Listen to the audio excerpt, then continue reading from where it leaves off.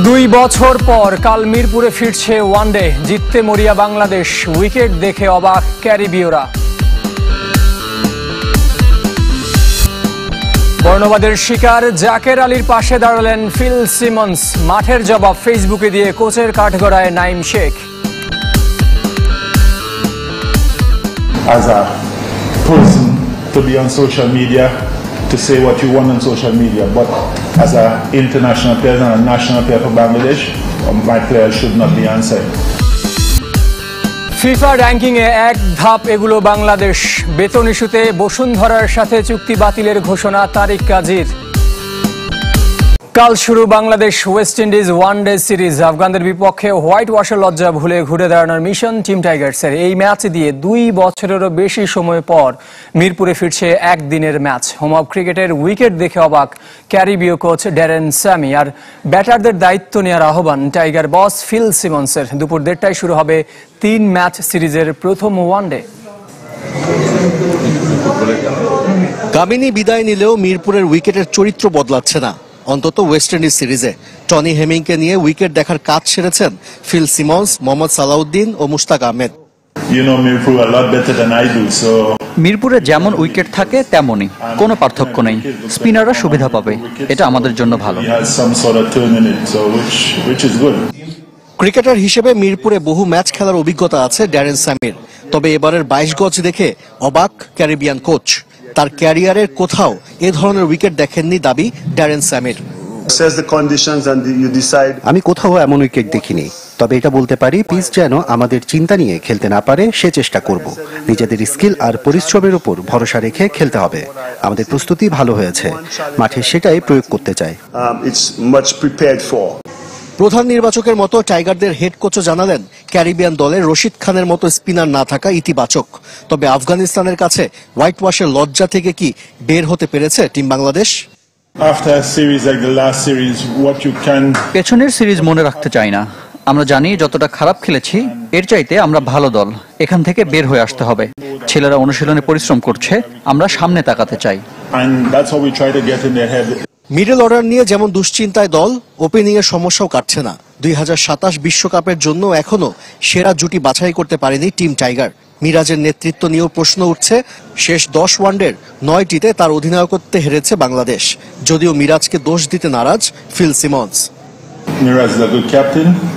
মিরাজ অধিনায়ক হিসেবে ভালো করছে, সে উপভোগ করছে, কিন্তু ব্যাটাররা যদি 190 বা 200 রান তাড়া করতে না পারে, সেজন্য অধিনায়ককে দোষ দেওয়া যাবে না।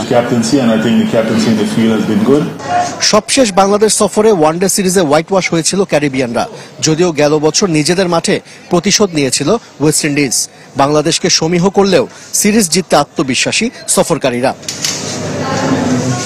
যথারীতি একাদশ নিয়ে খোলাসা করতে নারাজ টিম বাংলাদেশ, তবে প্রথম ওয়ানডের একাদশে থাকতে পারেন সৌম্য সরকার। উইকেট বিবেচনায় 3 স্পিনার খেলবে তা নিশ্চিত। এদিকে জাকের আলীকে নিয়ে বর্ণবাদী মন্তব্য দেখে ক্ষুব্ধ Bangladesh head coach Phil Simmons. বাজে পারফরমেন্সের সমালোচনা হতে পারে, তবে বর্ণবাদমূলক আচরণ কোনোভাবেই গ্রহণযোগ্য নয় এই ক্যারিবিয়ানের কাছে। ওপেনার নাইম শেখের ফেসবুক স্ট্যাটাস নিয়েও মন্তব্য করেছেন ফিল সিমন্স। এশিয়া কাপ ব্যর্থতা, আফগানিস্তানের কাছে ওয়ানডে সিরিজে হোয়াইট ওয়াশ। আরব আমিরাত থেকে অস্বস্তি নিয়ে দেশে ফেরার পর বিমানবন্দরে হেনস্থার শিকার টিম বাংলাদেশ। প্রত্যাশা পূরণের ব্যর্থতায় এক পক্ষের তোপের মুখে নাইম শেখ, জাকের আলীরা। আবুধাবিতে শেষ ওয়ানডেতে একাদশে সুযোগ পেয়ে 24 বলে 7 রানের বেশি করতে পারেননি নাইম শেখ। এ ওপেনার তো বটে, বাকি ক্রিকেটারদের লক্ষ্য করেও করা হয়েছিল বাজে মন্তব্য। সামাজিক যোগাযোগ মাধ্যমে ওসবের জবাব দিয়েছিলেন নাইম। ওয়েস্ট ইন্ডিজ সিরিজের একাদশে তাকে না রাখা হলেও এই ইস্যুতে কথা বলেছেন হেড কোচ ফিল সিমন্স। সামাজিক যোগাযোগ মাধ্যমে ক্রিকেটারদের কিছু লেখার সাথে আমি একমত নই।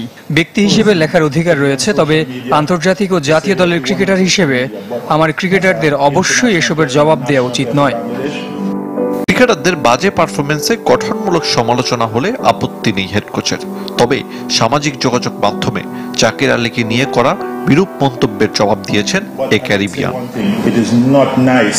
ক্রিকেটারদের প্রতি বর্ণবিদ্বেষী সুর থাকা ভালো কিছু নয়। আপনি কোন জায়গার আমার তাতে কিচ্ছু যায় আসে না। জাকের আলীর প্রতি যা হয়েছে এ নিয়ে আমি বিরক্ত।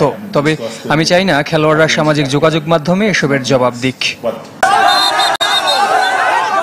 বিমানবন্দরে ক্রিকেটারদের হেনস্থায় জড়িতদের ধরতে আইন শৃঙ্খলা রক্ষাকারী বাহিনীর সাহায্য চেয়েছে বিসিবি। ওয়েস্ট ইন্ডিজের বিপক্ষে সিরিজে নিরাপত্তা নিয়ে থাকছে বাড়তি সতর্ক। ফুটবলের খবর, ফিফা এএফসি থেকে একের পর এক সুখবর ফুটবল ফেডারেশনে। এএফসি অ্যাওয়ার্ড গ্রাসরুট জয়ের পর এবার জাতীয় দলের র্যাঙ্কিংয়ে এক ধাপ উন্নতি করল বাংলাদেশ। তৃণমূলে আরও উন্নতির লক্ষ্যে স্কুল ফুটবলার দেশের একাডেমিগুলোকে নিয়ে বেশি মনোযোগী হতে চান ডেভেলপমেন্ট কমিটির চেয়ারম্যান নাসের শাহরিয়ার জাহিদি। নির্বাহী সভায় কথা বলতে চান জাতীয় দল আর হেড কোচ হাভিয়ের কাবরেরার পারফরমেন্স নিয়ে। র্যাঙ্কিংয়ে 38 ধাপ এগিয়ে থাকা হংকংয়ের সাথে অক্টোবর উইন্ডোর প্রথম ম্যাচে হারলেও দ্বিতীয়টি ড্র করায় ফিফা র্যাঙ্কিংয়ে ইতিবাচক ফল পেল বাংলাদেশ। এক ধাপ উন্নতি করে এখন 183-তে হামজা জামালরা। তবে দর্শকের মাঝে হেড কোচ হাভিয়ের কাবরেরা বিরোধী মনোভাব বেড়েই চলেছে। এর সমাধান কি? 26 অক্টোবর বর্তমান কমিটি নির্বাচনের 1 বছর পূর্তির দিন নির্বাহী সভা আহ্বান করেছেন সভাপতি তাবিত আওয়াল, যিনি জাতীয় দল ব্যবস্থাপনা কমিটির চেয়ারম্যান। সেদিনের সভায় জাতীয় দল নিয়েও আলোচনা চান সহসভাপতি নাসের শাহরিয়ার জাহিদি। সভাপতি এক্সিকিউটিভ কমিটির সভা দিয়েছেন খুব শীঘ্রই, 1 সপ্তাহ পরেই। তো সেখানে আমরা সব বিষয় নিয়ে আলোচনা করব। এই বিষয়ে হয়তো সেখানে আলোচিত হবে। তবে এটুকু আমি বলবো যে আমরা আগে যেরকম পারফর্ম করতাম তার থেকে অনেক ভালো করছি। জাতীয় দলের পাইপলাইন তৈরি ডেভেলপমেন্ট কমিটির অন্যতম দায়িত্ব। স্কুল ফুটবল ও বয়সভিত্তিক টুর্নামেন্টে মনোযোগ বৃদ্ধির পাশাপাশি দেশের একাডেমিগুলোকে এক ছাতার নিচে এনে সচল কার্যক্রমে রাখার চেষ্টা চালিয়ে যাচ্ছে ফেডারেশন। আমরা স্কুল ফুটবল চালু করার চেষ্টা করছি। স্কুল ফুটবলের মাধ্যমে আমরা দেখব অনেক প্রতিভা এগিয়ে আসবে। এই একাডেমিগুলোকে আমরা যদি প্রপার সাপোর্ট দিতে পারি, তাদেরকে কোচ দিতে পারি, তাহলে কি হবে, পেরিফেরাল অঞ্চলে 7 থেকে 14-15 বছরে যে বাচ্চাগুলো ফুটবলে প্রতিভাবান হতে পারে তাদেরকে আমরা তুলে আনতে পারবো। এএফসির গ্রাসরুট অ্যাওয়ার্ড প্রাপ্তির জন্য অর্জনের চেয়ে উদ্যোগকে এগিয়ে রাখছেন ডেভেলপমেন্ট কমিটির চেয়ারম্যান। এএফসি আমাদেরকে যে অ্যাওয়ার্ডটা দিয়েছে এটা আমার মনে হয় অর্জনের থেকে উদ্যোগের জন্য বেশি, কারণ অর্জনটা আগামী 1-2 বছর আরও বেশি দেখা যাবে। কিন্তু আমার মনে হয় এএফসি লক্ষ্য করেছে যে গত 1 বছরে এই পর্যায়ে আমাদের উদ্যোগগুলো অত্যন্ত প্রশংসনীয়। প্রায় 1 বছরে অনেক নতুন অর্জন ফেডারেশনের বর্তমান কমিটির, বাকি সময়ে সেসবকেও ছাড়িয়ে যাবার লক্ষ্য। ওয়েস্ট ইন্ডিজের বিপক্ষে ওয়ানডে সিরিজের দলে জায়গা হয়নি নাইম শেখের। ফেসবুকে স্ট্যাটাস দেওয়ার পরদিনই দল থেকে বাদ পড়েছেন বাঁহাতি ওপেনার। সঙ্গী পেসার নাহিদ রানাও। 16 জনের স্কোয়াডে জায়গা মিলেছে সৌম্য সরকার এবং মাহিদুল ইসলাম অঙ্কনের।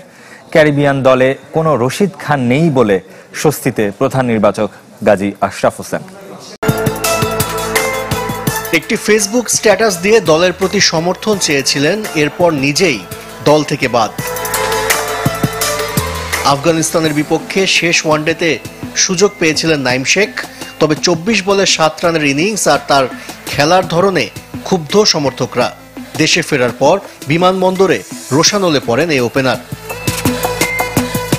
ওয়েস্ট ইন্ডিজের বিপক্ষে সিরিজে তার উপর আর আস্থা রাখতে পারেনি নির্বাচকরা। আরেক সিরিজের দল ঘোষণার আগে স্বীকার করে নিয়েছেন সাম্প্রতিক ব্যর্থতা। আমাদের নিকট অতীতের সাফল্যকেও অ্যাবসলিউটলি ব্লান্ট করে দিয়েছে। ওপেনিংয়ে বদল এসেছে। গত কয়েক মাসে ঘরোয়া বা আন্তর্জাতিক ক্রিকেটে ওয়ানডে না খেলেও আবার স্কোয়াডে সৌম্য সরকার, সাথে থাকছেন তানজিদ তামিম ও সাইফ হাসান। সৌম্য সরকারকে ফেরত নিয়ে এসেছি। প্রায় 10 বছর ধরে খেলছেন এবং গত বছরের শেষে নভেম্বরের দিকে ওয়েস্ট ইন্ডিজের বিপক্ষেই তার ব্যাটিংয়ে যথেষ্ট সফলতা। তবে ব্যর্থতার পরও মিডল অর্ডারে পরিবর্তন নেই। জাকের আলী, তাওহিদ হৃদয়, নুরুল হাসান, শামীম পাটোয়ারিরা টিকে গেছেন। মিরাজের সাথে স্পিন ডিপার্টমেন্ট সামলাবেন রিশাদ ও তানভীর। পেস ইউনিট থেকে বাদ দেওয়া হয়েছে নাহিদ রানাকে। তার পরিবর্তে প্রথমবার ওয়ানডে দলে মাহিদুল ইসলাম অঙ্কন। নেক্সট বিশ্বকাপটা ওয়ানডে ইন্টারন্যাশনালে বাংলাদেশ খেলবে। সেখানের কলেবরটাকে বৃদ্ধি করার জন্য যারা সম্ভাব্য কম্পিটেন্ট থাকবেন তার মধ্যে থেকে মাহিদুল ইসলামের নামটা, অঙ্কনের নামটা নিশ্চয়ই অনেক উজ্জ্বল। হোম অ্যাডভান্টেজ নিয়ে হারের বৃত্ত ভাঙতে আত্মবিশ্বাসী বাংলাদেশ। ওয়েস্ট ইন্ডিজের এ দলে রশিদ খানের মতো রিস্ট স্পিনার না থাকাটা প্রধান নির্বাচককেও দিচ্ছে স্বস্তি। প্রতিপক্ষেও রশিদের মতো কিংবা অন্যান্য যে স্পিনার যারা ছিল অত্যন্ত উঁচু মানের সেরকম স্পিনারদেরও মুখোমুখি হতে হচ্ছে না। এটা আমাদের জন্য একটা কিছুটা রিলিফের পয়েন্ট। টানা খেলার ব্যস্ততার কারণে বৃহস্পতিবার অনুশীলন বাতিল করেছে বাংলাদেশ। তবে দুই শিষ্যকে নিয়ে একাডেমি মাঠে অনুশীলনে ছিলেন ক্যারিবিয়ান কোচ ড্যারেন স্যামি।